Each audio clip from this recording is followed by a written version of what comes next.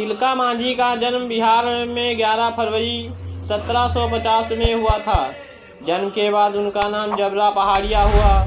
पहाड़िया में तिलका का मतलब ऐसा व्यक्ति जो गुस्सैल हो, जिसकी आंखें लाल लाल हों। तिलका का स्वभाव इतना गर्मजोशी भरा था कि उनका नाम तिलक पड़ गया। ब्रिटिश ईस्ट इंडिया कंपनी वाले उन्हें इसी नाम से बुलाने लगे। जबरा पहाड़िया आगे चलकर गांव का प्रधान बन गया। उनके समुदाय में ग्राम प्रधान को मांझी बुलाते थे।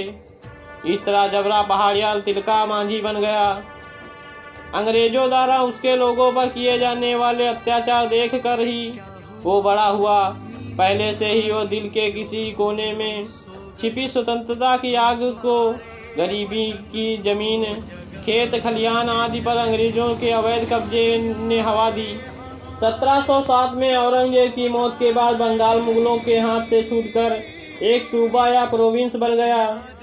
यहाँ जमीन की कीमत वसूलने के लिए जागीरदार और जमींदार बैठा दिए गए। जमींदार गरीबों और आदिवासियों का शोषण करते। अंग्रेजों ने जमींदारी प्रथा खत्म कर दी, लेकिन उसकी जगह पर अंग्रेज खुद बैठ गए। आदिवासियों का अंग्रेजों ने शोषण किया। आदिवासियों के पास विद्रोह के अलावा कोई चारा नहीं बचा था। 1750 में अंग्रेजों ने नवाब सिराजुद्दौला से जंगल महल क्षेत्र हथिया लिया। 1765 तक कंपनी ने संथाल, परगना, छोटा नागपुर पर भी कब्जा कर लिया। अंग्रेज बिहार और बंगाल के आदिवासियों से भारी कर वसूलने लगे। आदिवासियों के पास महाजनों से सहायता मांगने पर मजबूर होना पड़ा। अंग्रेज और महाजन आपस में मिले होते और महाजन धोखे से उधार चुकाने में असमर्थ आदिवासियों की जमीन हड़प लेते। तिलका मांझी का बचपन, युवावस्था ये सब देखते हुए बीता। 1770 आते आते तिलका मांझी ने अंग्रेजों से लोहा लेने की पूरी तैयारी कर ली थी। वो लोगों को अंग्रेजों के आगे सिर न झुकाने के लिए प्रेरित करते। उनके भाषण में जात पात की बेड़ियों से निकलकर अंग्रेजों से अपना हक छीनने की बात करते थे। 1770 में ही बंगाल में भीषण सूखा पड़ा। संथाल परगना पर भी इसका बुरा प्रभाव पड़ा। आदिवासियों को लगा कि टैक्स कम किया जाएगा, लेकिन कंपनी सरकार ने टैक्स दोगुना कर दिया और जबरन वसूली भी शुरू कर दी। कंपनी अपना खजाना भरती रही और लोगों की मदद नहीं की। लाखों लोग भूख से मर गए।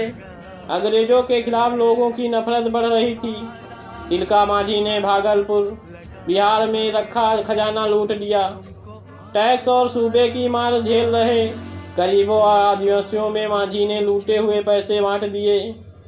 लोगों में वो मशहूर हो गए। 28 वर्षीय तिलका मांझी के नेतृत्व में आदिवासियों ने 1778 में रामगढ़ कैंटोनमेंट में तैनात पंजाब रेजिमेंट पर हमला कर दिया। आदिवासियों की सेना के जोश के सामने कंपनी सरकार की बंदूकें नहीं चल पाई। अंग्रेजों को कैंटोनमेंट छोड़कर भागना पड़ा। तिलका मांझी और अन्य आदिवासियों से निपटने के लिए कंपनी सरकार ने अगस्त क्लेवेलैंड को मुंगेर, भागलपुर और राजमहल जिला का कलेक्टर ऑफ रेवेन्यू बनाकर भेजा। क्लेवेलैंड ने संथालिया से बातचीत करने के लिए संथाली सीखी। 40 आदिवासी समुदायों ने क्लेवेलैंड से सत्ता स्वीकार की। क्लेवेलैंड आदिवासियों की टैक्स में छूट, नौकरी जैसे लुभावने प्रस्ताव देता। क्लेवेलैंड ने आदिवासियों को एकता में तोड़ने के लिए उन्हें बतौर सिपाही रखना भी शुरू कर दिया। तिलका मांझी को भी नौकरी का प्रस्ताव दिया गया। तिलका ने कोई भी प्रस्ताव स्वीकार नहीं किया। कुछ आदिवासी अब भी तिलका को समर्थन कर रहे थे। तिलका ने अन्य आदिवासी समुदायों को एकजुट करने की कोशिश की। माटी की रक्षा के लिए कई लोग आगे आए। मांझी को बहुत से प्रमुखों का समर्थन मिला। तिलका मांझी ने अपने धनुष से एक जहरीली तीर छोड़ी और क्लेवेलैंड को लगी। वो जख्मी हो गया और कुछ दिनों बाद मारा गया। आदिवासी के हाथों क्लेवेलैंड की मौत अंग्रेजों के गाल पर जोरदार तमाचा था। कंपनी सरकार ने लेफ्टिनेंट जनरल आयर स्कॉट को तिलक का जिंदा या मुर्दा पकड़ने के लिए भेजा। किसी घर के भेदी ने तिलका मांझी का पता अंग्रेजों को बता दिया। अंग्रेजों ने मध्य रात में तिलका और अन्य आदिवासियों पर हमला किया। तिलका जैसे तैसे बच गए, लेकिन उनके कई साथी मारे गए। अंग्रेजों से बचकर तिलका मांझी अपने ग्रामीण जिले सुल्तानगंज के जंगलों में जा छिपे। यहाँ से उन्होंने अंग्रेजों के खिलाफ गुरिल्ला युद्ध छेड़ दिया। अंग्रेज तिलका को तक पहुँचने वाले हर सप्लाई रूट को बंद करने में कामयाब रहे। तिलका और उनके सैनिकों को अंग्रेजों से अपने सामने लड़ना पड़ा। 12 जनवरी 1785 के दिन तिलका मांझी को अंग्रेजों ने पकड़ लिया। तिलका मांझी को अंग्रेजों ने घोड़े से बांधकर भागलपुर तक घसीटा। तिलका मांझी इस यातना के बाद जीवित रहे। 13 जनवरी 1785 को 35 वर्षीय वीर को फांसी दे दी गई।